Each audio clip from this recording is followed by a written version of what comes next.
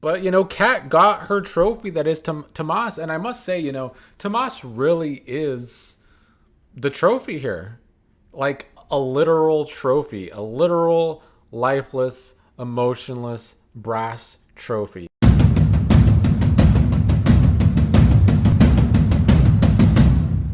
Another not so great episode of Beyond the Gates to talk about today with today's October 7th, 2025 episode.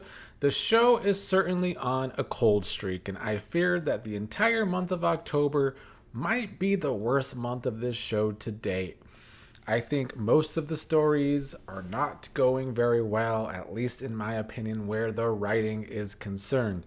We're going to get right to the story that I think is probably the worst story going on the show right now, and that is this Kat, Eva, Tomas storyline, where once again, much like yesterday, despite last week, Eva realizing she's acting like her mom, continued to take advice from her mom and try and be her mom again today. She has to go talk to Tomas because that's what Leslie would do. She needs to be like Leslie in this situation, comparing Ted and Tomas to as the same again.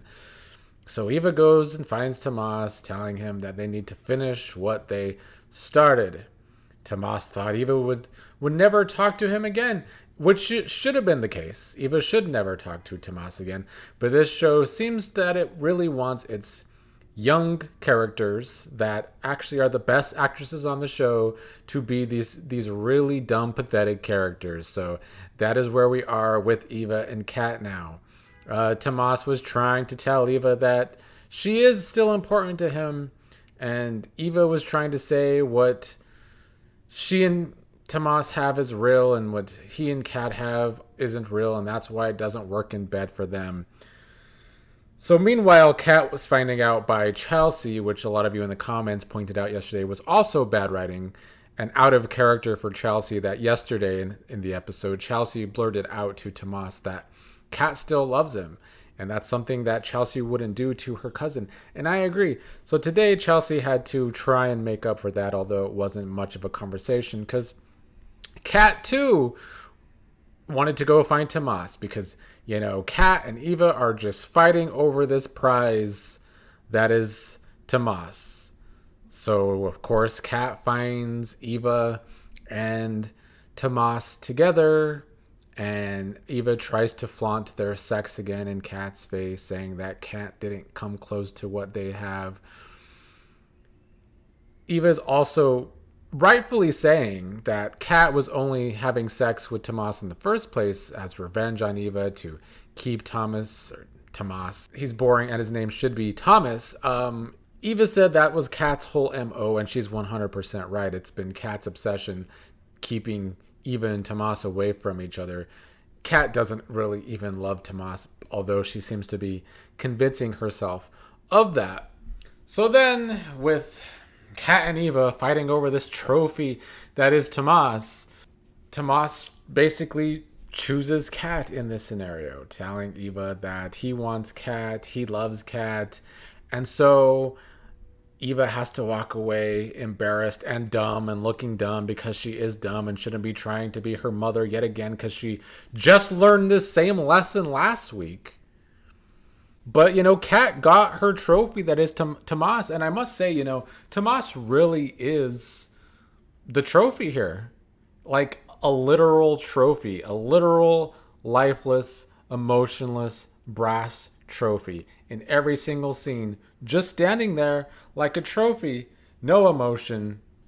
They really should just get AI to play Tomas, because it probably would be better than what we're getting here. And maybe the triangle would start working a little better. But it's not working at all. And to make things worse, Tomas and Kat then say their I love yous to each other, go have some sex in the bathroom or the closet of the club, and overheard by some lady there. And it seems like they finally had some good sex. So all it took for Kat was for Eva to lose in this scenario. But the gag is both Tomas and Kat were getting off in that closet, both thinking about Eva. Because this, more than any other time, for all the Kat stands out there, proves that Kat is obsessed with Eva, that it took it took Eva losing for a cat to have an orgasm, allegedly, unless she was faking it in that closet. But pathetic. Every character in this triangle looks pathetic. Kat, Eva, Tomas already sucks and is always gonna suck as a character because the actor can't act. So just bad. I predicted this months ago that if this triangle was going to go forward, this is what was going to happen to the characters of Eva and Kat, which started the show as two of the show's best characters, becoming two of the worst characters on the show. It's unfortunate. And I haven't seen a love triangle this hated, because the fans out there in the comments, I see on Twitter, on Reddit, even different places I've checked, everyone hates this triangle. And I haven't seen a triangle this hated since this show tried to do the Andre, Ashley, Derek triangle. So my advice would be to old hair writer to stop trying to do triangles, because you can't. You can't do them. You're really terrible. Some of the worst triangles ever on soap operas are happening on this show. And the Andre, Ashley, and Derek triangle isn't over, even though it should be. So that's another thing this show needs to learn how to pivot. I know it writes way in advance, 3 months in advance, but they've had enough advance to definitely end the Andre, Derek, Ashley shit. That should have been ended already.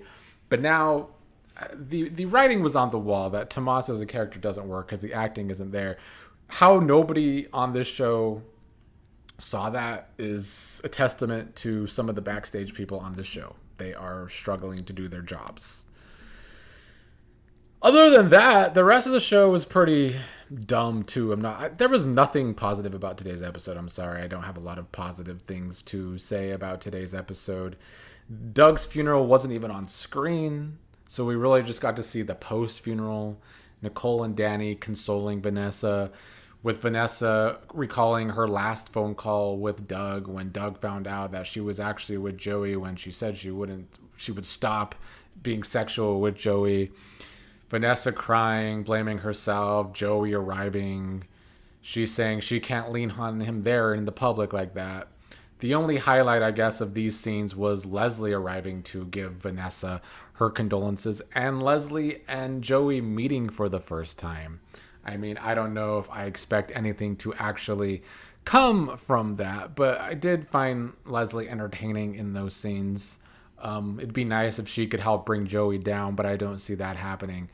It's two characters that lately have been getting a lot of wins, so hopefully they don't become a duo of any kind, because that would be bad for everyone else on the show. But yeah, basically Joey kept reassuring reassuring Vanessa that it's not her fault, it's Doug's fault. Doug did this to himself. Meanwhile, Donnell went to the police station to talk to Jacob. Vanessa was uncertain of where he went. First, he went to visit the crash site to see where his father died, allegedly, and wanted to know from Jacob if his father suffered. We also find out that Donnell's twin sister didn't make the funeral because she's sick and was watching on a live stream. Not a great excuse. I mean, since they didn't show the funeral, they could have just said that she was at the funeral and we just weren't seeing her as a character if they don't want to hire an actress to play the character. I don't know why they continue to make excuses to why someone's daughter isn't making their funeral, but they do continue to do that. With us not seeing the funeral, it does kind of help some of y'all's in the comments over the past few weeks, suggestions in the comments that Doug could still be alive. That is a way this story could go, and I think I would like that because I don't know what else, as I've been saying for a week, I don't know what else there is to root for in the story, because I can't root for Vanessa because she's a terrible person. I can't root for Joey because he's obviously a terrible person. So what am I supposed to be rooting for in the story? I could root for Donnell or Randy to bring Joey down, but I just don't see that happening anytime soon. So Doug still being alive is a twist that could happen. Although later in the episode, it seemed like Vanessa and Donnell were looking at pictures of dead Doug at the police station with Jacob. All I could think about when Joey did arrive at the police station was how dumb Vanessa looks just sitting there when Joey continues to involve himself in this investigation. Like, it shouldn't be a little odd that Joey has been so involved with talking about Doug's death. I mean, it also happening at his casino should be way more suspicious to Vanessa than it has been. So for a show that since it's the beginning, for several months now, this show has made the male characters look weak and tried to build up the women characters.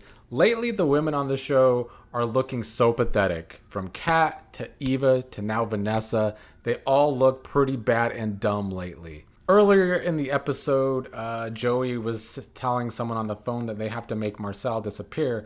Turns out they were trying to make him disappear from the surveillance video at the casino the night of Doug's death, because we all know Marcel was there and probably involved in Doug's death.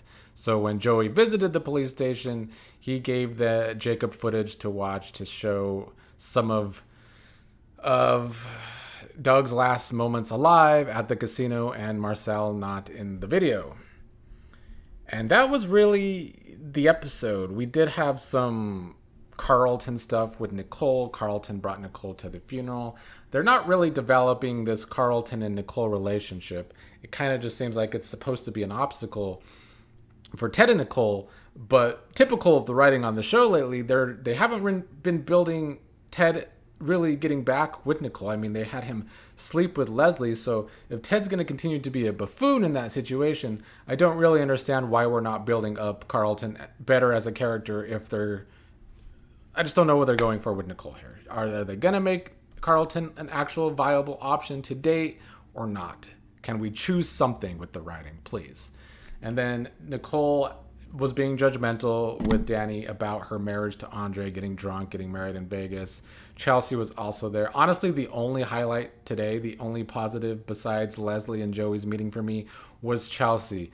Not the character, not the storyline. The actress just looked great today. So shout out to her. But other than that, don't have a lot of positives to say. But Chelsea and Nicole learned that Danny seems supposedly happy married to Andre, but that still is kind of their charade they've been playing up. So I guess all I could say about today's episode, more bad writing, in my opinion.